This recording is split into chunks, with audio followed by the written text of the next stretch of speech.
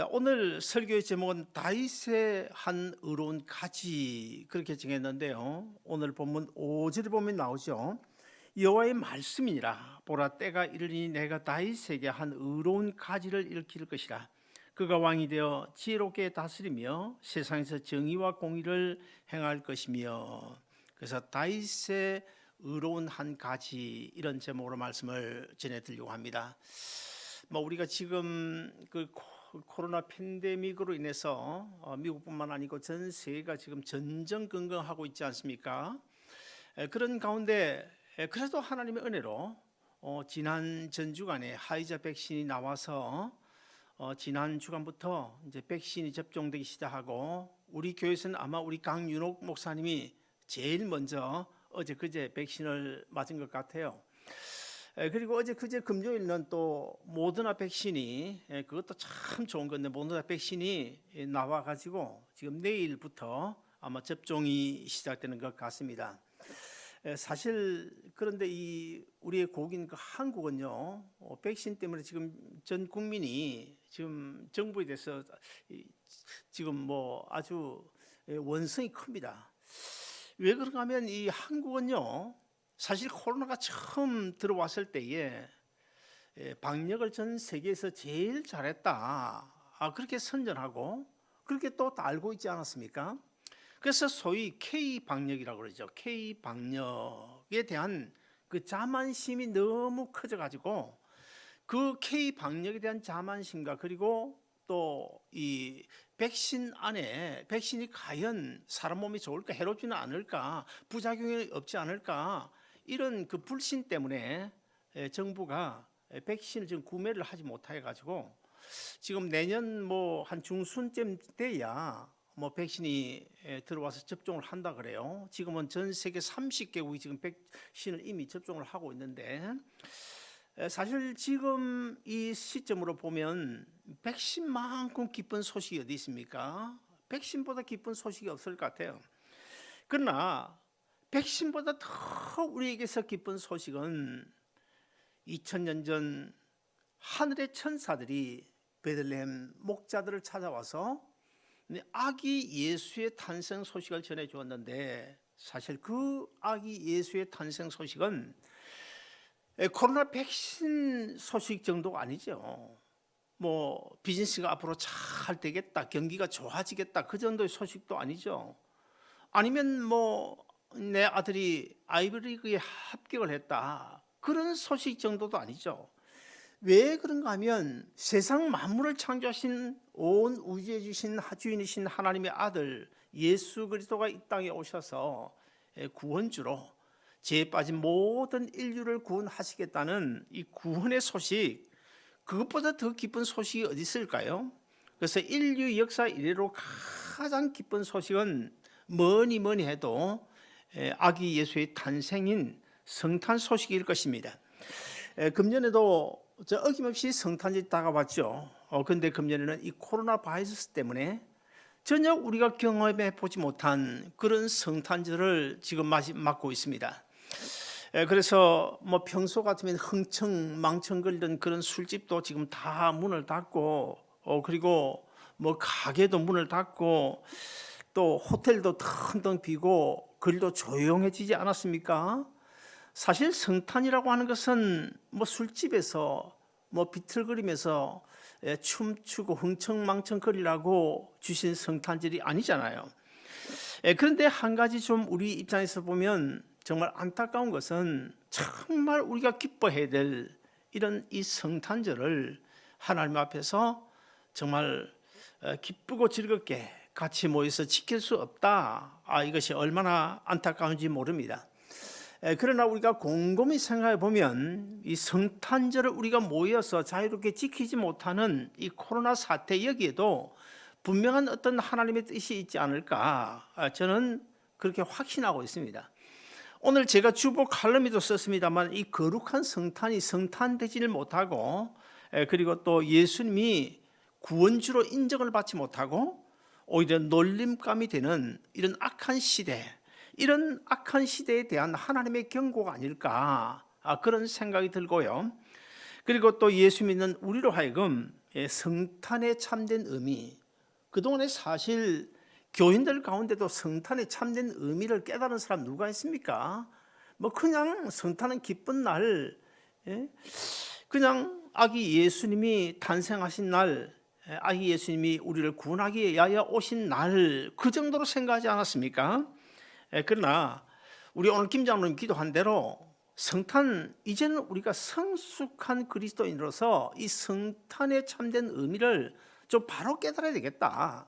이미 2000년 전에 오신 예수 그리스도 안에서 우리가 살고 있는데, 오신 예수 그리스도 안에서 우리가 기쁨을 누리고 사는 그것으로 만족할 것이 아니라 장차 푸른 간에 오실, 이 세상을 심판하기 위하여 다시 오실 예수 그리스도를 기다리는 그런 절기가 되어야 되겠다는 것입니다.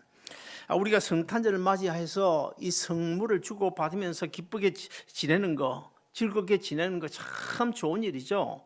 그러나 우리가 분명히 생각해야 될 것은 이 성탄 속에서 그저 기쁘게 지내는 것뿐만 아니라 다시 오실 주님을 우리가 기다리는 그런 절기가 되어야 되겠는데, 그러면 우리가 어떤 자세로 다시 오실 주님을 기다려야 되고, 그리고 오늘 본문을 통하여 우리에게 보여주시는 이 성탄의 참된 의미는 무엇일까? 한 세 가지로 말씀드리고 싶은데, 첫째, 성탄은 하나님의 아들 예수 그리스도께서 이 땅에 공평과 정의를 실현하기 위하여 다윗의 혈통을 통하여 이 땅에 인간의 몸을 입고 오신 한 의로운 가지로 오신 정말 너무나 위대한 사건이라는 사실을 우리가 기억할 수 있어야 됩니다. 오늘 이 본문은요, 남유다가 멸망하기 전에, 그러니까 남유다의 20명의 왕들 중에서 맨 마지막 왕이 누구일까요? 시드기야 왕입니다. 이 시드기야 왕 때에, 그러니까 유다 말기에 활동했던 그 예레미야 선지자가 예언한 그 예언의 내용인데요. 자, 이 예레미야 선지자가 예언한 이 예언을, 오늘 본문을 우리는 그저 이스라엘 백성들이 바빌론에 포로되어 가겠지만 나중에 언젠가는 하나님의 때에 해방될 것이라고 하는 그런 역사적인 측면에서는 우리 생각하면 안 되고, 우리가 구약 성경을 읽을 때는 그 어떤 사건, 어떤 내용이든 간에 구약 시대 이스라엘 역사의 한 측면에서 보면 안 된다는 거예요. 구약 시대 이스라엘의 역사적인 측면도 우리가 무시할 수 없지만은, 첫째는 역사적인 측면에서 먼저 생각해야 되고, 그 다음에 두 번째는 사실 구약 시대 이스라엘, 그 이스라엘이 오늘은 누구를 지칭하는 어느 나라를 이야기하는 것입니까? 오늘날은 이 하나님의 나라가 바로 구약 시대 이스라엘과 같은 거예요. 구약 시대 이스라엘 지금의 하나님 나라예요. 그러므로 지금 신약 시대를 살고 있는 우리는 구약 시대 이스라엘의 역사적인 측면뿐만 아니고, 지금 우리가 이스라엘이라고 하는 영적 공동체 안에 살고 있는 이스라엘 백성의 입장에서 우리가 영적으로 이 구약 시대의 어떤 사건이나 이런 내용들을 우리가 해석을 해야 된다는 것입니다. 자, 그렇다고 볼 때 오늘 본문을 첫째는 이스라엘 백성은 이미 주전 722년에 북아수르에 망했죠.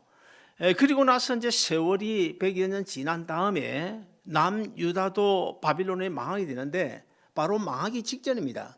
그때 예레미야 선지자가 남유다도 어쩔 수 없이 하나님 앞에 범죄해서 하나님의 징계를 받아 바벨론에 망하고 포로로 잡혀가게 되겠지만, 그러나 하나님의 때가 되면, 70년 지나 하나님의 때가 되면 반드시 이스라엘이 회복될 것을 오늘 본문을 통하여 우리에게 예언해 주고 있고, 그 다음에 두 번째는 오늘 이 본문의 예언은 예레미야의 예언 이후에 약 한 600년 지난 뒤에 다윗의 후손인 예수 그리스도가 탄생하심으로 The Kingdom of Messiah라고는 이 메시아 왕국이 건설될 것에 대한 예고이고, 그 다음에 마지막 세 번째로는 궁극적으로는 이 세상을 심판하기 위하여 다시 오실 예수 그리스도에 대한 예언이다. 그런 한 세 가지 측면에서 오늘 본문을 우리가 해석을 해야 됩니다. 자, 먼저 오늘 본문의 배경을 좀 살펴보면, 이 북이스라엘은 하나님을 배반하고 우상을 숭배하다가 주전 BC 722년에 아수르에 망하게 됐죠.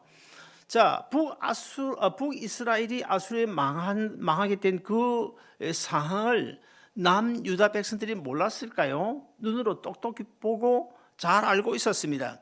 그러면 정신을 차리고 우리도 북이스라엘처럼 망해서는 안 되겠다. 하나님의 징계를 받아서는 안 되겠다. 그래서 어떻게든지 하나님을 잘 섬기고 하나님을 경외하고 하나님의 뜻을 이루는 일로 나아가야 되겠는데, 남유다 백성들마저 눈으로 뻔히 북이스라엘이 망한 것을 보면서도 결국 그것을 그대로 답습을 하고 있는 거예요.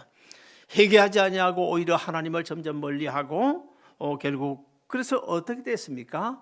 그래서 결국 바벨론에 망하게 되는데, 그때 멸망해 가고 있는 그 남유다를 바라보고 있던 하나님의 신실한 종인 예레미야 선지자가 아주 견딜 수 없는 비통한 그런 심정을 가지고 오늘 본문은 예언을 지금 하고 있는 거예요. 장차 일어날 예언, 600년 후에, 그리고 70년 후에, 600년 후에, 그리고 또 얼마가 될지 모르지만은 우리 주님께서 재림하실 그때를 내다보고 지금 오늘 본문을 통해 예언을 하고 있는 것입니다. 자, 그때 하나님께서 예레미야 선지자에게 이런 말씀을 주십니다. 위로의 말씀을 주시는데, 오늘 본문 5절 6절을 같이 한번 읽어보실까요? 같이 읽습니다. 시작. 여호와의 말씀이니라. 보라, 때가 이르리니 내가 다윗에게 한 의로운 가지를 일으킬 것이라.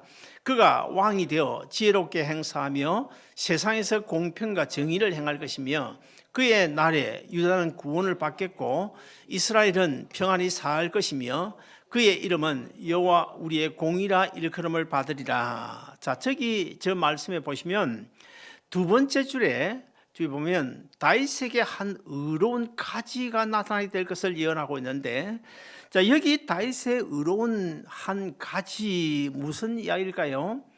다윗의 혈통을 통해서 탄생하실 바로 예수 그리스도를 가리키고 있습니다. 북이스라엘 왕들은 다윗의 후손이 아니죠.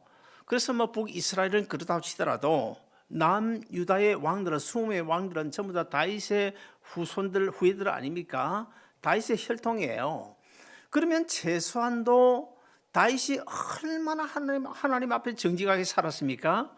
그래서 다윗을 본받아서 정직하게 살아야 되는데, 남유다 20의 왕들 가운데 몇 사람 빼고는 그렇게 살지를 않았습니다. 북이스라엘처럼 하나님 앞에 범죄하고 우상을 섬기고 결국 이제 그러다가 도저히 하나님이 보실 때 이대로 두면 희망이 없다. 도저히 희망이 없다. 그래서 징계를 가하시게 되는데, 바벨론을 통해서 징계하시기로 작정을 하시고 그 때를 70년으로 작정을 하십니다. 자, 그런 때에 하나님의 아들 예수 그리스도가 이 다윗의 혈통을 통해서 한 가지가 되어 이 땅을 구원하기 위해 태어나실 것을 예언을 하고 있는데, 이 예언은 정확히 600년 뒤에, 지금으로부터 2000년 전이죠, 다윗의 후손인 요셉을 통해서 아기 예수가 탄생하심으로 오늘 본문의 예언은 그대로 이루어졌습니다. 그 다음에 두 번째, 여기 보면 이 말씀 보면 그가 왕이 되어 그래요. 자, 그가 누굽니까? 만왕의 왕으로 오신 예수 그리스도이시죠.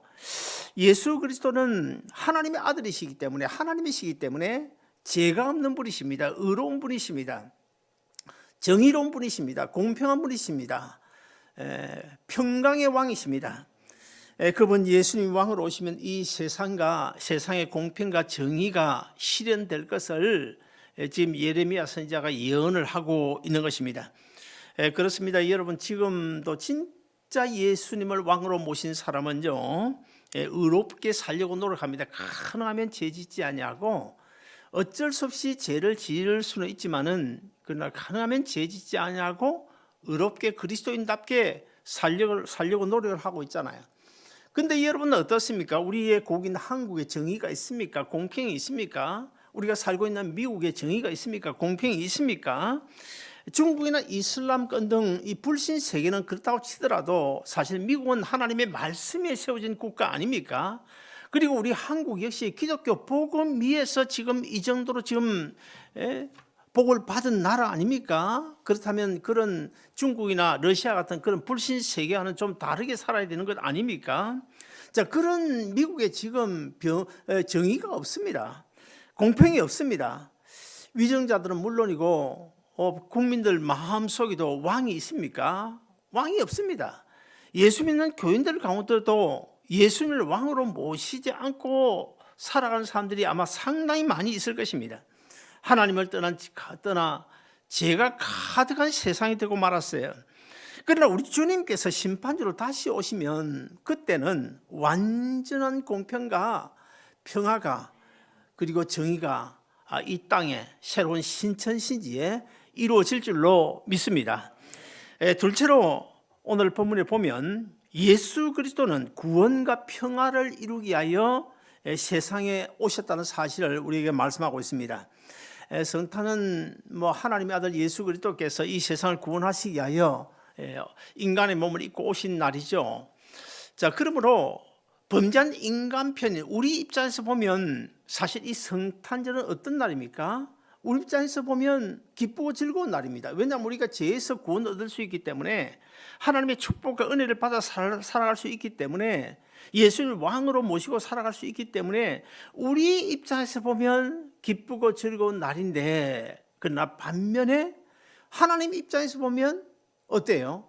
하나밖에 없는 독생자 예수 그리스도를 아들을 이 세상에 인간의 몸을 입혀 보내신다. 그리고 십자가에 달려 죽게 하시기 위하여 보내신 날이 성탄절이기 때문에 어쩌면 하나님의 입장에서 보면 아주 슬픈 날일 수도 있지 않겠습니까? 물론 하나님이 슬퍼하세요. 그리고 성경은 결코 하나님께서 슬퍼하셨다 그런 말씀 없습니다. 하나님께서 영광을 받으신 날이고 하나님께 찬양을 받으실 그런 날이라고 말씀하고 있는데요. 신학자 로이 레신이라는 아주 유명한 분이 있는데 이분이 이런 이야기를 했습니다. 인간에 가장 필요한 것이 지식이었다고 한다면 아마 위대한 교육가를 보냈을 것이다. 인간에게 있어서 가장 필요한 것이 건강이었다고 한다면 아마 위대한 의사를 보냈을 것이고, 인간에게 있어서 가장 필요한 것이 돈이었다고 한다면 은행가를 보냈을 것이다. 그러나 인간에게 가장 필요한 것은 그런 것들이 아닌 제사함이었다. 그래서 하나님의 아들 예수 그리스도를 구주로 이 세상에 보내셨다. 아주 유명한 이야기를 했습니다. 오늘 본문 6절에도 보시면 이렇게 말씀하고 있습니다. 그날에 유다는 구원을 얻겠고 이스라엘은 평안히 거할 것이며 그의 이름은 여호와 우리의 의라 일컬음을 받으리라. 여기 말씀해 보시면 하나님께서 두 가지를 약속하고 있는데 첫째는 구원이고 두 번째는 평안입니다. 우리가 죄에서 구원 얻고 평강을 누린다. 그보다 더 큰 복이 어디 있을까요? 아마 그보다 큰 복은 없을 것입니다. 예수 그리스도께서 만약에 2000년 전에 이 세상에 오지 않으셨다면 이 세상이 과연 어떻게 됐을까? 저는 간혹 문득 크리스마스만 되면 그 생각을 해보는데요. 예수님이 이 땅에 오시지 않았다고 한다면 이 세상이 과연 어떻게 되었을까? 어쩌면 저 북한처럼 아주 비참한 그런 지경이 되었을지도 모르고, 아니면은 이 세상이 이미 죄로 가득 차서 하나님의 심판을 받고 멸망을 당하지 않았을까? 그런 생각을 해봅니다. 어떻습니까? 여러분 그렇게 생각하십니까? 우리 주님 모시고 사는 사람은요, 그 심령에 기쁨이 넘칩니다. 그 심령에 천국이 이루어지게 됩니다. 주님 모시고 사는 가정을 한번 보세요. 주님 잘 섬기고 주님 모시고 사는 가정에 보세요. 그 가정 평안이 넘칩니다. 하나님의 은혜가 있습니다. 하나님의 축복이 있습니다. 사랑하는 여러분, 죄 가운데서 헤매던 저와 여러분을 구원하시고 우리에게 평화를 주시기 위하여 2000년 전 인간의 몸을 입으시고 이 낮고 천한 세상에 오신, 그래서 십자가에 달려 죽으신, 우리에게 영원한 생명 주신 그 아기 예수, 그 주님께 우리가 감사하는 성탄절 되시기를 주의 이름으로 축원드립니다. 마지막으로 우리는 예수 그리스도와 함께 인생을 살아가는 동안에 무슨 일든 간에 주님과 함께 의논을 하면서 살아야 된다는 것을 오늘 본문 18절을 통하여 말씀하고 있습니다. 오늘 본문 18절을 다시 보시면요, 누가 여호와의 회의에 참여하여 그 말을 알아들었으며 누가 귀를 기울여 그 말을 들었느냐. 자, 여호와의 회의란 말이 오늘 본문에 나오는데, 자, 여호와의 회의가 무슨 뜻일까요? 하나님께서 예레미야를 통해서 이렇게 말씀합니다. 너희가 죄악 세상에 살아간 동안에 근심, 염려, 걱정거리가 얼마나 많냐. 끊임없이 다가오지 않냐. 그럴 때마다 내 혼자 내 지식 가지고 내 경험과 이치 상식 가지고 내 장깨로 헤쳐나갈 수 있느냐. 결코 그러기는 어렵다. 그러므로 저와 나와 함께 인원해라. 온 우주 만물을 창조하시고 지금도 여전히 인류 역사를 주관하시며 세상 만물을 섭리하고 계시는 나와 여호와 하나님과 의논해라. 그러면 너는 반드시 성공적인 인생을 걸어갈 수 있을 것이다. 우리 다시 한 번 더 18절 같이 보실까요? 본문 18절 다시 한 번 더 같이 봅니다. 시작. 누가 여호와의 회의에 참여하여 그 말을 알아들었으며 누가 귀를 기울여 그 말을 알아들었느냐. 남유다 백성들이 왕을 비롯하여 아무도 여호와의 회의에 참여하지 않았다는 거예요. 여호와의 회의에 참여하지 않았기 때문에 하나님의 뜻에 귀를 기울이지 않았다는 것입니다. 여러분, 이 여호와의 회의가 무슨 뜻일까요? 여호와의 회의라는 것은 하늘의 하나님께서 이 천군 천사들과 함께 회의를 하고 있는, 의논을 하고 있는 천상의 회의, 하늘나라의 회의를 가리키고 있는데, 이사야서 6장에 보시면 이사야 선지자가 어느 날 하나님께서 천군 천사들과 같이 의논하고 계시는 이 천상회의에 초청을 받아 참여합니다. 거기에 초청받아서 이사야 선지자가 하나님으로부터 아주 놀라운 그런 소명을 받는 장면이 이사야 6장에서 나오고 있습니다. 따라서 여호와의 회의는 우리 입장에서 보면, 지금 우리 입장에서 보면 하나님과 깊은 영적 교제를 의미한다. 그렇게 우리가 설명할 수 있는데요. 여러분, 하나님은 사실 먼 곳의 하나님이 아니시죠. 멀리서 강 건너 불 구경하듯이 가만히 보고 계시는 그런 하나님이 아니시다. 제가 임마누엘이라는 뜻을 통해서 늘 말씀드리지 않았습니까? 우리 하나님은 언제나 멀리도 계시지만은 가까이 나와 함께 계신 분이라는 사실을 우리가 알아야 됩니다. 그러므로 우리는 무슨 일든 간에 하나님과 먼저 인원해야 됩니다. 누가 그랬습니까? 성경에 보면 무슨 일이 있을 때마다 하나님과 인원했던 사람 있어요. 누굽니까? 대표적으로 히스기야입니다. 다윗도 그렇고 다니엘도 그렇고 요셉도 그렇고 대표적으로 히스기야입니다. 히스기야는 사네립 그 왕이 협박 편지를 보내왔을 때도 그 협박 편지를 들고 주위 사람들과 의논하지 않았어요. 고관들과 회의하지 않았습니다. 어떻게 했습니까? 성전에 그 편지를 가지고 와서 쉽게 말하면 강단 위에 올려놓고 하나님과 의논을 했어요. 그리고 병이 들었을 때도 벽을 향하여 문을 다 닫고 세상 바라보지 않겠다는 것입니다. 오로지 하늘에 계신 하나님만 바라보고 하나님과 독대하면서 하나님 내 지난 날을 추억해 주옵소서. 내가 어떻게 하나님 앞에 살았는지 주님 아시지 않습니까? 그러므로 내가 조금 더 주를 위하여 일할 수 있도록 내 생명을 연장해 주옵소서 하고 간절히 기도했더니 15년의 생명을 연장해 주셨던 그 놀라운 사건을 우리가 알고 있지 않습니까? 자, 이렇게 하나님께서는 우리로 하여금 내가 어려운 문제가 있으면 언제나 나와 함께 인원해라. 그래야 그 문제 해결될 수 있다 고 말씀하십니다. 하나님은 우리를 향하여 의논하자고 회의에 참여하라고 말씀하시는데, 하나님 자기 필요에 의해서 회의하자는 것이 아니고, 하나님 자기 필요에 의해서 우리를 만나자는 것이 아니고, 나와 여러분의 문제 해결을 위해서 내 문제를 해결해 줄 테니 나와 만나자, 나를 찾으라, 나와 의논해라, 그렇게 말씀하시는 것입니다. 그래서 우리는요 언제나 어제를 우리가 평가하는, 말씀 안에서, 주님 안에서 어제를 평가해야 됩니다.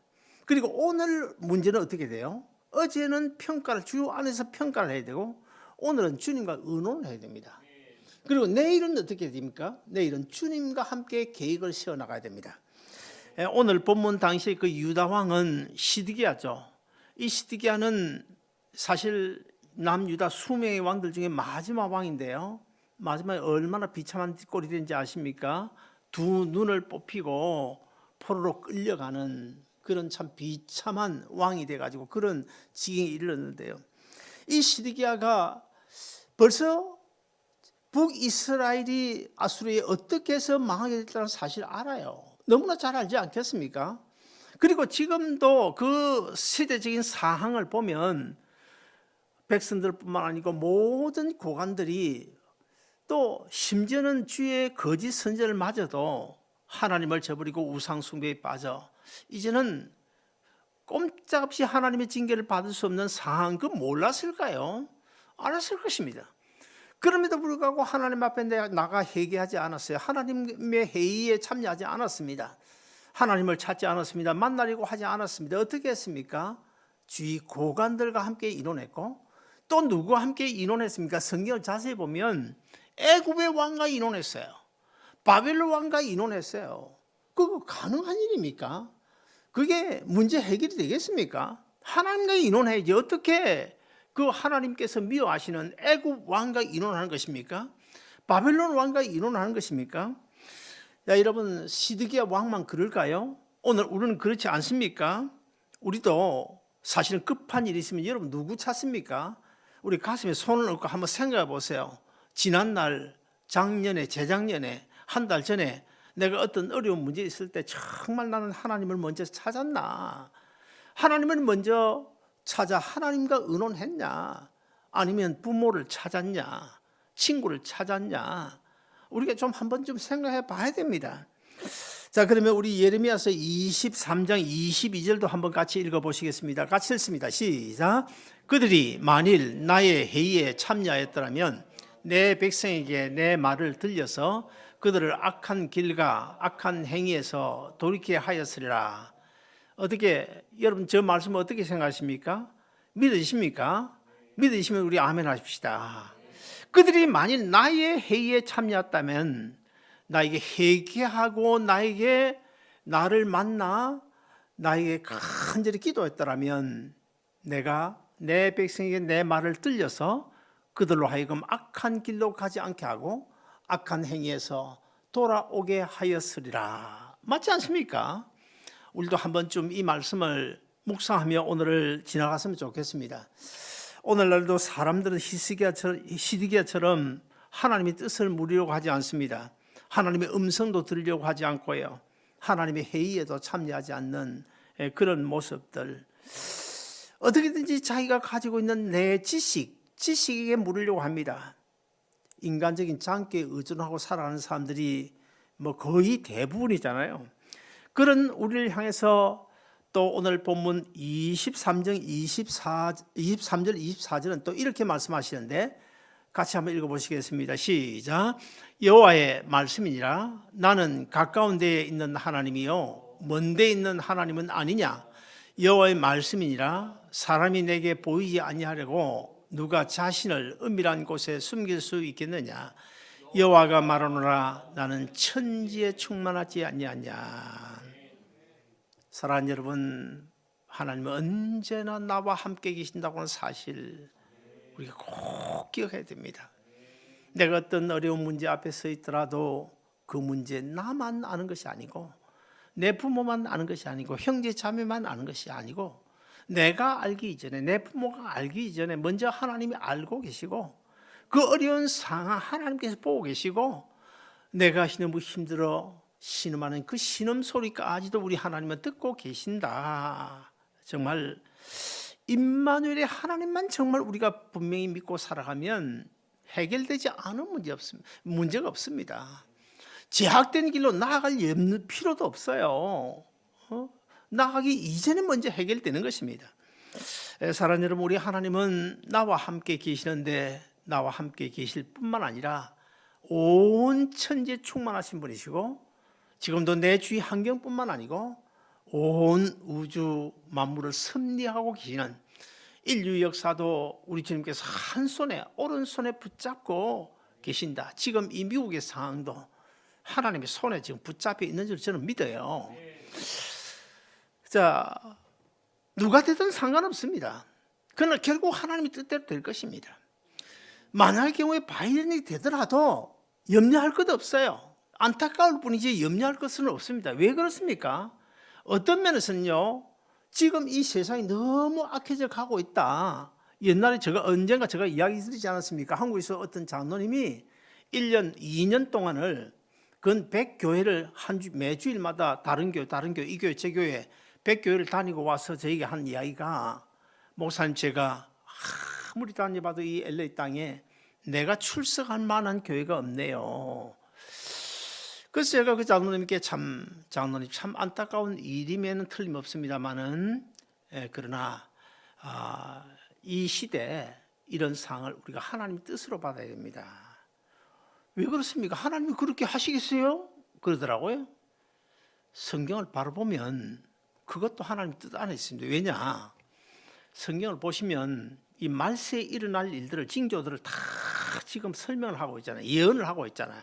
지금 이 미국도 그렇고 한국도 그렇고 전 세계에 일어나고 있는 이런 상황들이요, 다 지금 하나님의 계획 안에서 지금 다 하나씩 지금 종말을 향하여 이루어지는 과정이기 때문에 사실 예수님이 예언하고 주의 종들이 예언한 그 하나님의 말씀은 이루어져야 되잖아요.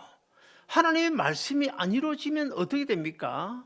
주님 오실 날짜가 가까워지지 않을 뿐만 아니고, 주님 오실 날짜가 가까워지고 우리가 진짜 믿음에 깨어서 그 날을 기다리고 있다고 한다면 하나님의 말씀은, 하나님의 예언은, 예수님의 예언은 반드시 이루어져야 되기 때문에 우리가 인간적으로는 좀 안타깝게 생각할 수 있지만, 그러나 거기에 절망하거나 낙심할 필요는 없다는 것입니다. 왜 그런가 하면 하나님의 계획은 그대로, 하나님의 뜻은 이루어지고 결국에는 신천시지 신지 하나님의 나라가 이 땅에 도래하게 되기 때문에 우리가 낙심할 필요가 없다는 것입니다.